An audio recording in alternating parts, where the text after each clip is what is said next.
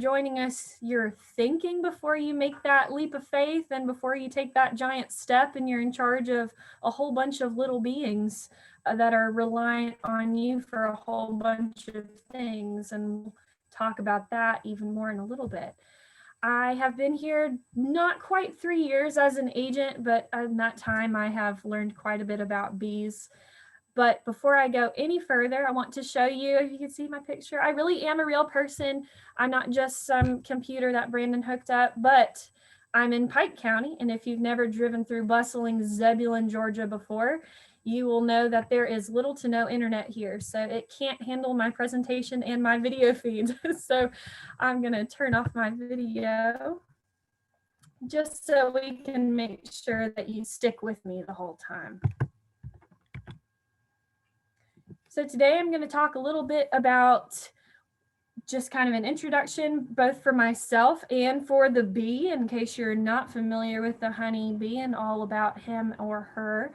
Why bees in the first place? What brought us all here together tonight? Some benefits of honeybees, some considerations to make before you jump right in, some preparations to make before you go and get your bees, and then what the next step looks like after this program, depending on what you're saying by the end.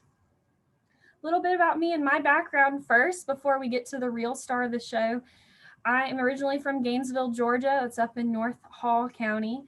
I grew up surrounded by chicken houses and horses.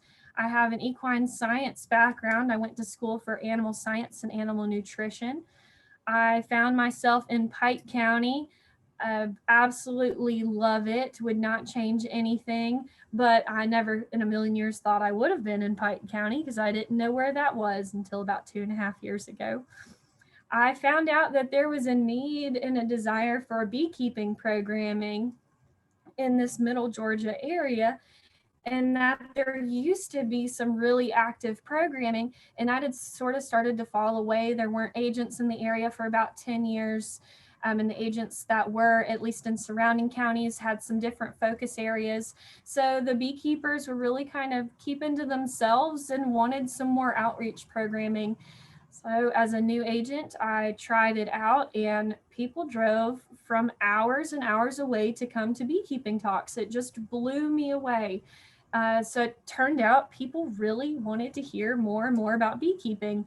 And as I found out in about 2.5 years, that has not gone away. If anything, that interest has really just grown. I started a series called In the Apiary, which is pictured here, where we travel to apiaries or bee yards all across the state and learn from different beekeepers and how they run their hives. And that's been on Facebook Live and has been an absolute huge hit. We have all kinds of countries that tune in and people from all over and interact with these beekeepers and just find out how different beekeepers run their different operations. It's very, very interesting, and I'm loving that. So if y'all are interested in tuning in, find us on Facebook for that. But the real star of the show is the honeybee. That's hopefully why you're all here. If not, stick with us. It's interesting anyway. So the honeybee is Apis mellifera. It's a little bit about the anatomy, just in case you haven't seen a bee this up close and personal before. Has 3 body sections, 6 little legs, 4 wings, which maybe I see some people raising their eyebrows. They've never really realized that before. 5 eyes. I mean, does this thing get more interesting? And then a hairy body, and we'll talk more about that in a second, but that's really, really important for what it does. They're broken down into 3 different bees within the colony. First, we're going to talk about the drone. This is the only male bee in a hive. He only has one job. Ladies, we all know what they're good for. The one job. And at least I see a couple of heads nodding. Yes, he has one job, and that's to mate with the queen. And because he just lives off of everybody else's hard work the rest of the time, he doesn't get a stinger to defend himself. So when you see someone going in and picking up a bee, or when beekeepers do outreach with little kids, a lot of times they'll bring drones with them because you can hold them in your hand and you're not worried about them stinging you. So you can get up close and personal with a honeybee without fear of getting stung. So they're really, really great for outreach. But These guys get kicked out of the hive going into the winter because no one wants freeloaders going through the cool season. You know, when things are flowing during the spring and summer, they don't worry as much. But these guys don't get to be freeloaders forever. So these numbers will go up and down in the colony throughout the year. But drones, little chunky guys with no stingers. The queen, on the other hand, you should only have one of these per hive. If you don't, then you're going to run into issues. But should only have one.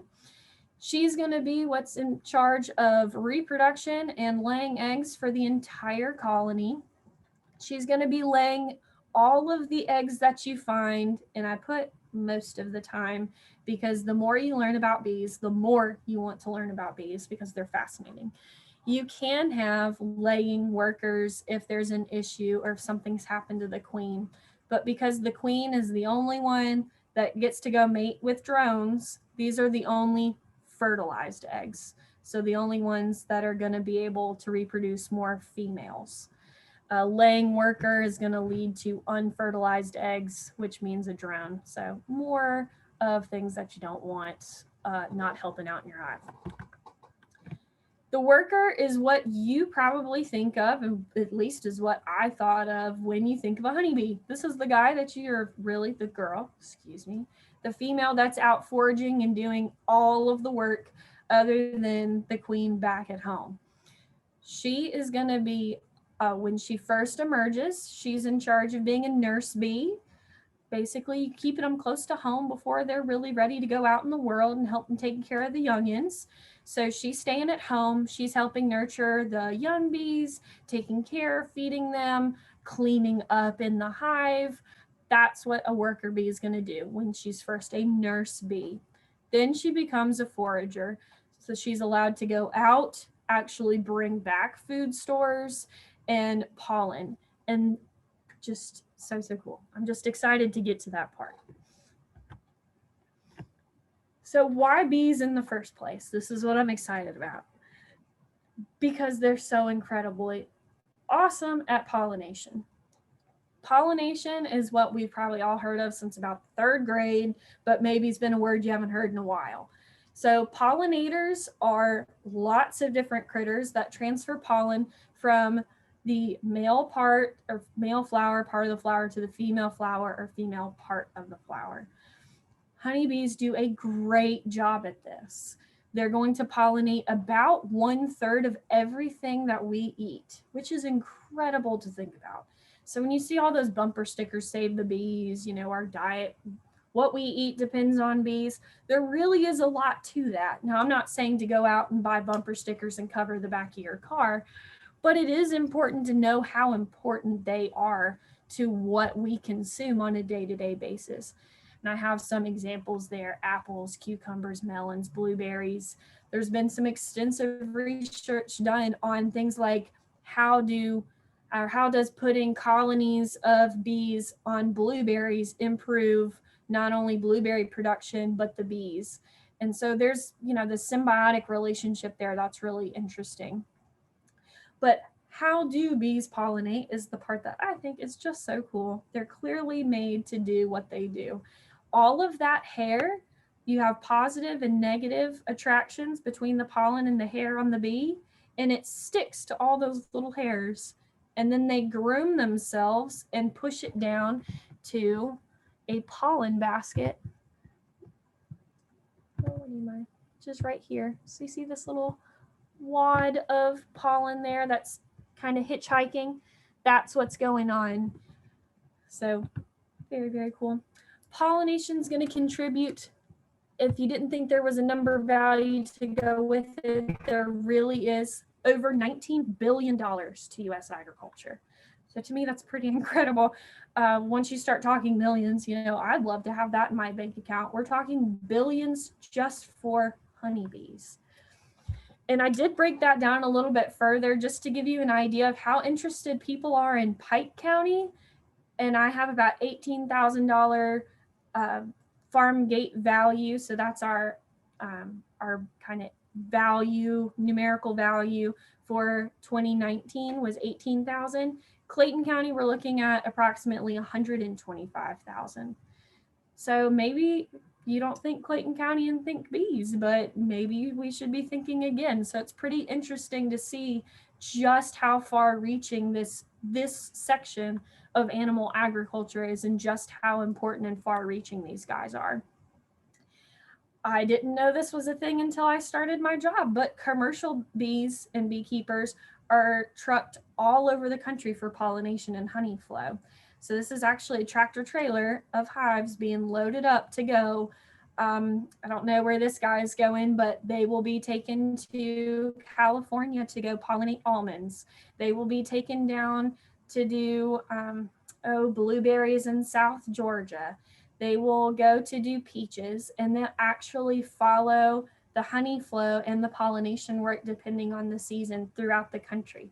So we're talking tractor trailer loads full, and not just one or two, moving across the country with the honey flow. So this is a really big deal for our commercial beekeepers. But when we start to talk about pollination as a whole and how important it is, I want you to also think about the little guys. So this isn't a honeybee here, this is actually a bumblebee. If you're thinking about getting into bees because you know how important pollination is and you're wanting to improve, or you think pollinators are awesome and that's why you're here with us this evening, that's great. But what if other pollinators is really the way for you to go? Maybe you're looking at increasing pollinators overall in your community or at your home in your yard. Honeybees might not be the better option. Maybe a better option would be to be looking into some native bees or some small bees and building habitat for those, or making your yard a little bit more economically sustainable. So think about kind of your purpose if it is pollination. If you're wanting pollination around the garden, then you don't have to actually put a hive of bees right at your garden. You can look at planting things like zinnias or buckwheat in a row in your garden, or maybe some lantana to bring in pollinators instead of placing a hive of bees right there. Not that you can't do it, but there are just more than one way to skin a cat, so to speak. So think about if it's something like a garden, maybe honeybees is not the way to go, especially if, if you have two raised beds, or like a 10 by 20 raised bed. Maybe getting into honeybees is not going to be worth your while. So just consider the best fit for your pollination needs, especially if that's why we're getting into this. If you're thinking about it as a hobby, absolutely, bees can be a fantastic way to go.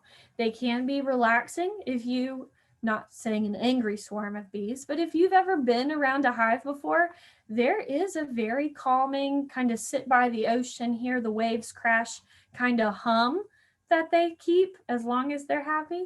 And it is very relaxing. You can do it with your family, or if you're someone that needs some quiet time, yes, you're sharing it with a couple thousand others, but if you need some time to think, being in a hive can be very relaxing. It's appropriate really for any age as long as you can be out there safely. You could potentially be helping the environment. So a hobby that's also helping the environment, that seems like a win-win to me. Again, I'm kind of in this situation right now. I don't actually have my own bees. I've done a lot of programming about bees. I was very close to jumping right in, but I'm in a little bit of a holding pattern because of where I am right now. I've got two little ones at home, and I think that's enough mouths to be in charge of right now. But I'm very, very close, so we'll see what happens next year. Exercise wise, yes, there is not a whole lot of heavy lifting and walking around, but you are on your feet. So think about, sometimes talking exercise is a good thing for some people and a bad thing for others. Honey supers and a bunch of bees can get pretty heavy. So consider that when you're, thinking about getting into bees, that There are times when you're going to have to pick them up or pick up honey frames, and those kinds of things do get heavier than you might expect. You are on your feet while you're dealing with bees. Again, is kind of good and bad, just something to consider. You can choose some equipment that can help ease the load if you're looking to go out and be weightlifting bees and that's your exercise for the day, then great. If that is not the purpose behind your hobby and not an added benefit that you really want at this time, you can go with a shallow super or some things to decrease the size of your frames and your equipment to help cut down on the weight. If you haven't thought honey yet as a reason to get into bees, then I know someone, me, that would be happy to take that honey off your hands if you're not wanting it. But then again, I know of plenty of other people that will be happily do the same. There are over 300 honey varieties out there, and they're all different due to the different nectar sources. And I really like this visual because it gives you an idea of that light honey all the way to your dark, like a buckwheat, which I have not quite gotten a taste for buckwheat honey yet.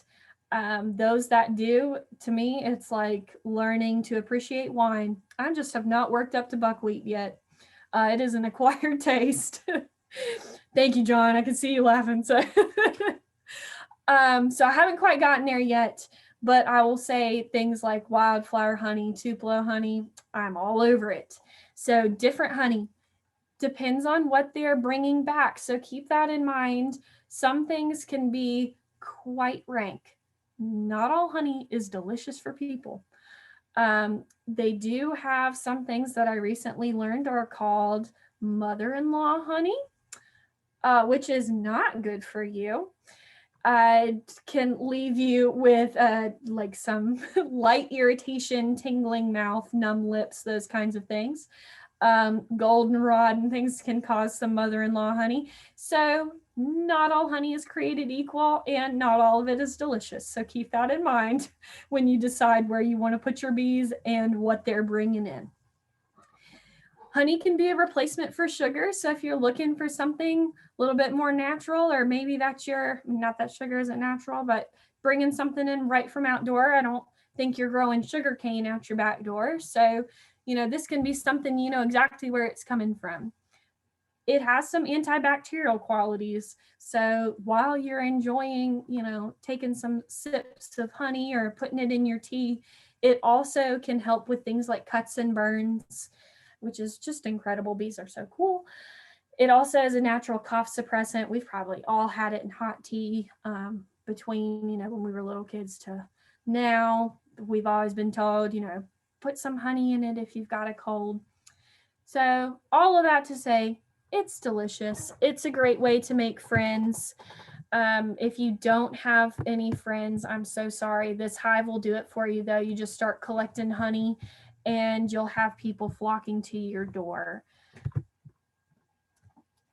Beeswax might be something you haven't necessarily considered. It comes from the glands of the abdomen of the bee. So I don't know if you knew it came from the actual body of the bee that they produced wax, but I get so nerdy. They are so cool. So they actually are producing the wax. It can be a value-added product. So if you're looking of ways to kind of recoup this hobby money that you're putting in, then some value-added products could be a way to go, like candles, lip balm. We're not really the climate for skis and snowboards, but I know plenty of people that fly out west to go ski and snowboard and take their equipment with them. So maybe you can sell those at the local farmer's market. But candles and lip balm, for sure. People are always looking at that. And Burt's Bees made a brand off of it. So value-added product might be something to consider, especially we'll get to a table where it talks about cost. You might be thinking, yeah, I don't have that much money to throw into a hobby. So starting to think about breaking even or some ways to be putting money back into the hobby is something to keep in mind. And like I said, they're just that cool. Like, what more do you really want? That could be the whole presentation. Like, they're just that cool. You guys jump in and go for it. This is a picture, hopefully y'all can see her, that you have the queen there. Here, right here in the middle. She's got that elongated abdomen so you can pick her out, although sometimes she likes to hide when you're looking for her. So all of that is sounding awesome. Maybe you've thought of some of those things. Maybe you've already thought of all of them, but I want to talk about some benefits. So, of course, all of the answers to why bees, right? The pollination, the hobby, the honey, the beeswax, because they're just that awesome. Like we're going through and we're checking off the list. Check, check, check, check. Yes, yes, yes. These are all benefits that I want. How do I get my bees? Brooklyn, sign me up. Well, think about these also. I'm going to get you all hyped up before I throw the considerations at you, right? Good news, bad news. So, more of the good news first. Potential for additional income source, pollination services. This does not mean that you need a tractor trailer load of hives to ship across country to do pollination services. This could mean that you have a U-pick right down the road that would like for you to have your hives there for the season, and they pay you to keep them there. This could mean that you put them at, your friend's house that just really, maybe they do have that large garden, but it doesn't have to be large scale. It can be small scale. There are individuals that want pollination services that looks like 1 to 3 hives. And sometimes that's even a trade. Hey, I need a better forage for my bees, or I really would like to say that I have some blueberry honey. Can I put them on your blueberries for the season? Because you're going to provide the source. I'm going to have the bees, win-win. And then, by the way, I'm going to sell this honey that I can market as blueberry honey. So that brings me to honey sales. Keep in mind what they're foraging and what they're bringing back determines what kind of honey you have, which is why a lot of times you see wildflower honey more than anything else. What's out there growing? Probably some wildflowers somewhere, right? So it's kind of like the catch-all that people will slap on. It's wildflower honey. But honey sales, if you have enough for you and maybe you can sell to a neighbor, you can maybe give them as Christmas presents, or you can go to the farmer's market and sell. Honey sales can be a great way to recoup some of that hobby money that you've spent getting in. Added value product sales, things like the chapstick or the candles. There are classes all about making some of those products. So you're not on your own on YouTube trying to figure this stuff out. There are actual reputable sources that will help you. So if these are things you're interested in, don't feel like, well, it was a bullet point on a slide. Now I'm on my own. Don't be scared off by that. Then if this is sounding like maybe not so much a hobby as it is a retirement project, no, Brooklyn, like I'm going head first into bees. This is what I'm doing. I'm done with this phase of my life and the next phase is bees. Well, maybe you should look at bee sales. That's a lot of the reason Clayton County has such a high value for bees from the last year is actually the sale of bees themselves. So nukes, or nucleus colonies, are going to be 8 to 10 frames of bees, and they basically just help a new beekeeper, even an experienced one. It's like, plop, here you go. It's the starter pack for bees. So nucleus colony. A package of bees is exactly what it sounds like. It is a package of bees. They're normally sold by weight. It's like a 3-pound package of bees, which is going to be about 10 to 15,000 bees. And they'll also come with a queen. And you can even sell queens, just the queens. That's also big money.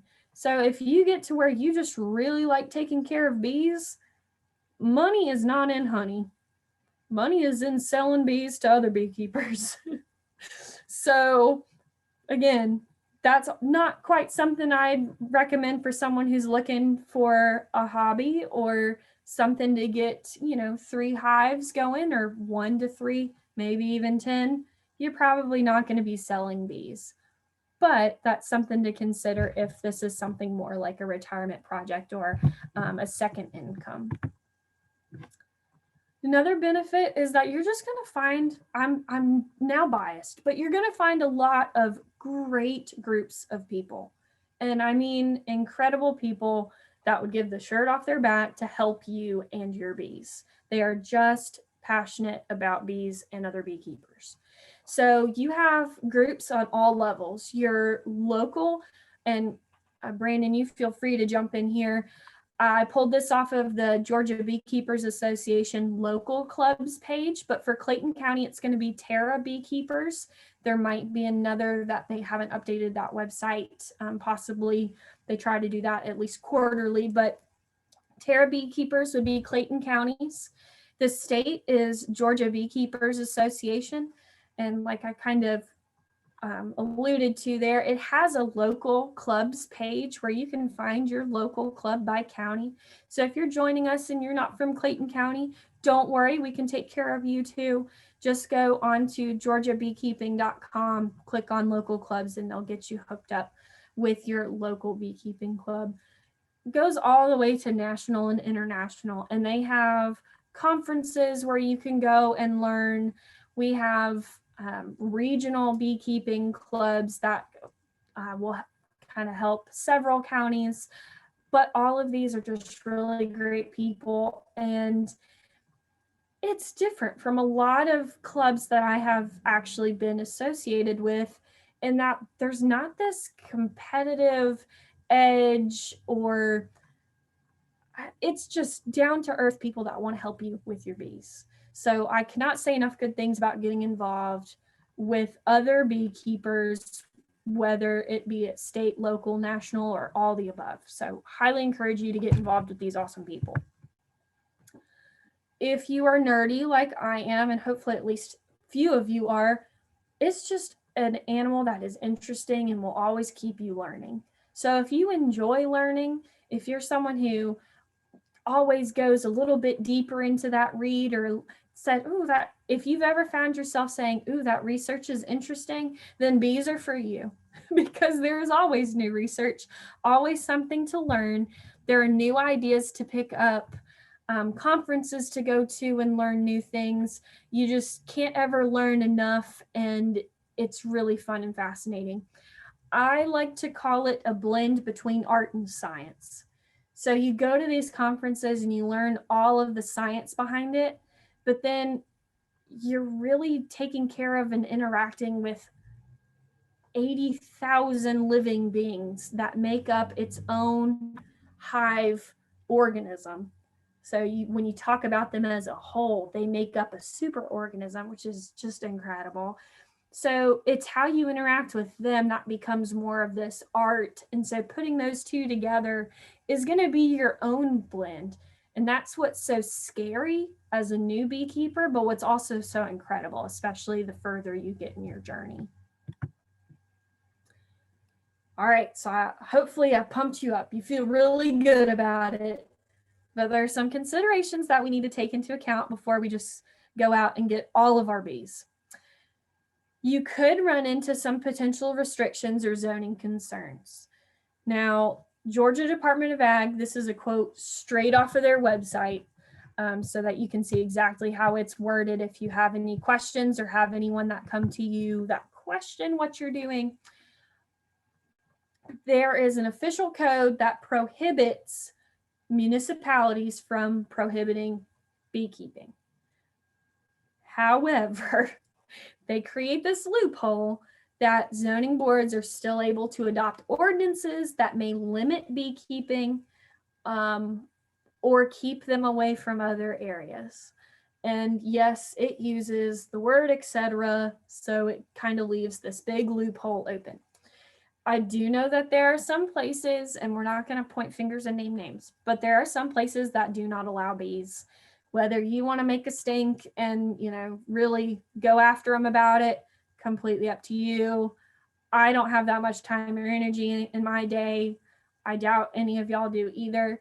But know that the law backs you up on being able to have bees.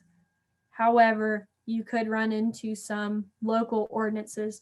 So look into that first, just so that you know if you're going to be hit with any, resistance in that way. So don't think everywhere is fine, no one's going to fuss.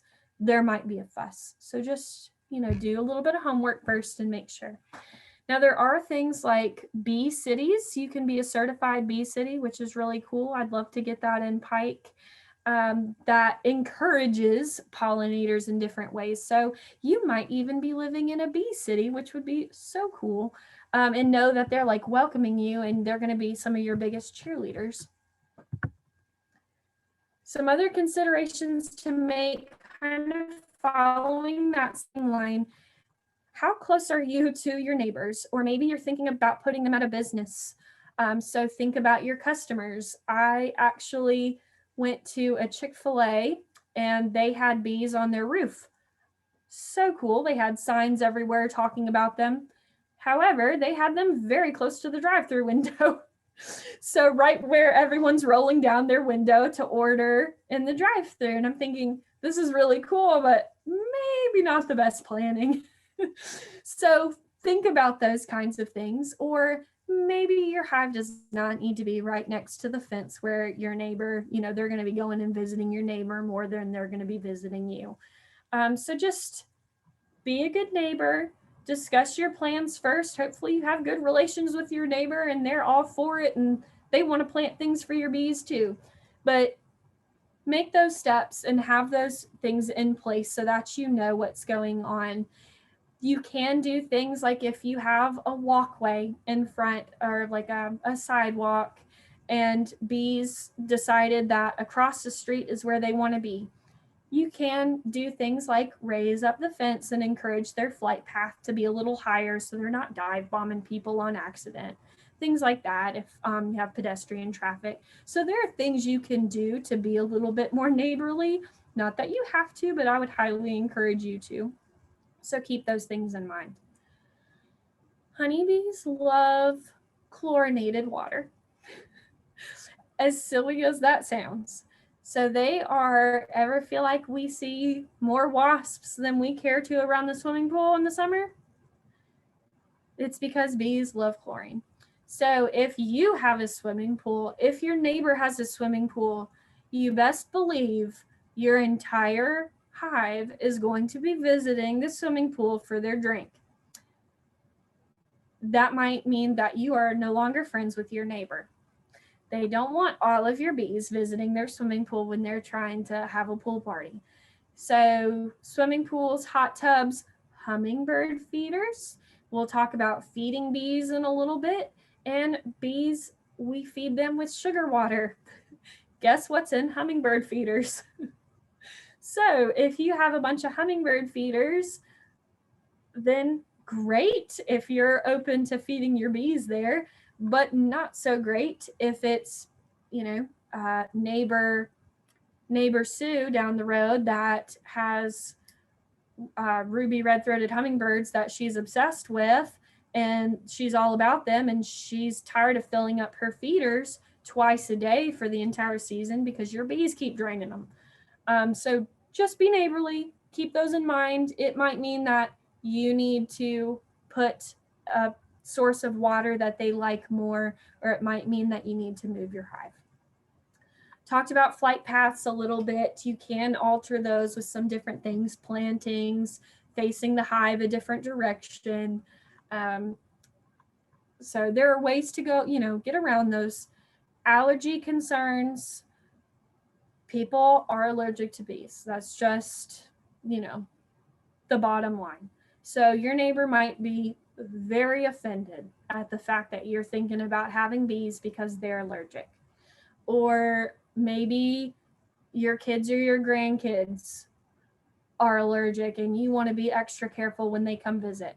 Well, maybe that means the hive needs to be further back on the property.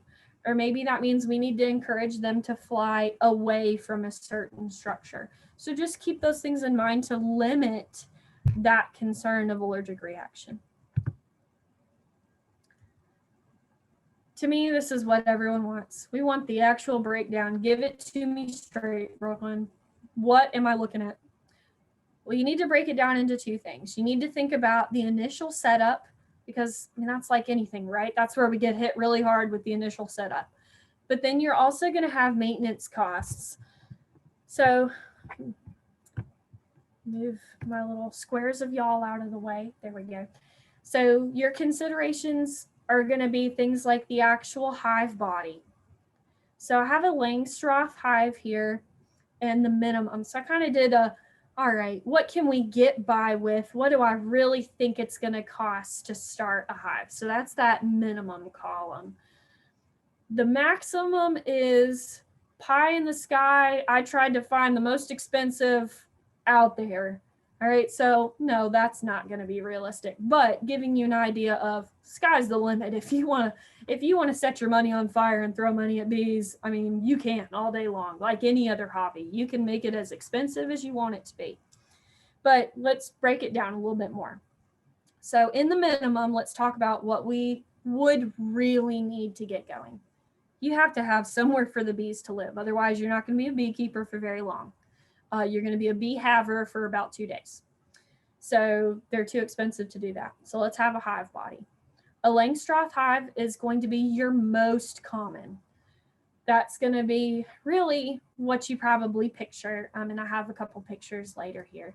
But looking at the hive body with everything included, so it has, this price was an 8-frame hive. And by the way, this price was not assembled. So you're still putting it together. And you get a bunch of pieces and hardware. That's a whole nother adventure. But you're looking at about $200. Your package of bees, and this is a cheap price, is about $85. They come to you in a box and you are shaking them out into a hive. That is not for everybody. It is the cheaper option, but you're looking at about a 3-pound package of bees. Your PPE, or personal protective equipment, you don't have to wear, the Tyvek suit and be out there like you're about to walk the moon. You just have to have a veil. You need to make sure that they're not accidentally going into ears, eyes, nose, mouth. So we at the very least need a veil. Now, do I want more than that when I go into and work a hive? Yes, I do. But we're shooting bare minimum here. So bare minimum, yes, please have a veil. Otherwise, even if they are extremely gentle, you're just asking for problems, because, I mean, they don't know that they're going into your nose. So just don't give them the opportunity. For tools, you need to have at least a hive tool and at least a smoker. These were the, no highfalutin tools here. Hive tool, smoker, $34. Now, no pesticides. Yes, I put that in the minimum category, but I know plenty of experienced, incredible beekeepers that do not use pesticides, and they don't have any problems. They use all integrated pest management with no chemical use. So yes, that is actually realistic. You can get by with no pesticides. So don't think, oh, now she's, just pulling our leg. You can do it. Frames were included. Sugar, you are going to be feeding these bees at least a few times. So look at getting you some sugar, $13. And I put your time. Well, I got you going out there once, I think, at $12 an hour, because I feel like y'all are worth it. So 300. John, you make me feel so good. Just laugh at all my horrible jokes. $3.55 for getting going with your bees. Like I said, you got to put your own hive together, but that's going to get you going. All the way to maybe, you're doing $200 per chemical treatment, and you're treating for everything. You're getting the nicer hive tool. You're going for the suit and the gloves. You got a nuke instead of a package. I mean, it just starts to add up very quickly. So you can see where, but like, I feel like that's any hobby. But, people kind of think, well, I thought I just bought these bees and put them in a box. It's a little bit more than that. Consider the time it's actually going to take. You're in charge of a lot of little lives, about 80,000 of them. So they're relying on you for a lot. Yes, they're incredible and do a lot themselves, but you cannot be a bee haver. You have to actually be a beekeeper. There are too many pests and diseases that are occurring now that weren't about 30 years ago.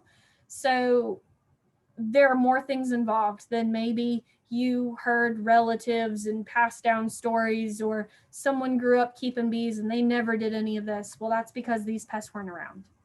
You didn't have to worry about small hive beetle. Well, now you do. So you're in charge of them. So make sure you have the time to give. Time of year is gonna dictate how much time you actually spend working the bees. You want to go out at least once a week in spring and summer, if not more. Keep track of how they're growing, if they're starting to, what the honey flow looks like. If you need to add a super, which means more room for the hive, maybe they're starting to outgrow their space and they might swarm or they might leave on you. So you have to keep track of them. In the winter, it might be every 2 weeks. You go and pick up the box and you just listen to it. You don't have to open it up, and just make sure they're still there. The hum sounds like it should, and the weight is still there. So you're not picking up dead bees. So it doesn't, that's 10 minutes of walking out to the hive and checking on them, not an hour working them in the spring and summer to check on everything. Think about the security. Animals, if you're up in North Georgia, you want to think about a bear fence. If you are in a neighborhood, you want to think about small children, maybe even grown children that know better. But you want to think about what you need to keep in and what you need to keep out. That also includes winds and strong storms. You need to make sure that they're secured. So keep that in mind when you think about the actual space.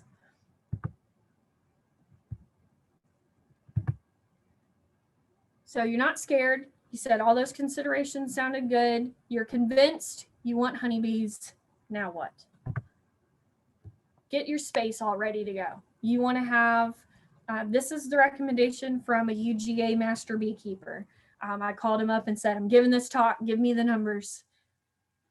20% sun, 80% shade. That's his best recommendation, facing east, southeast.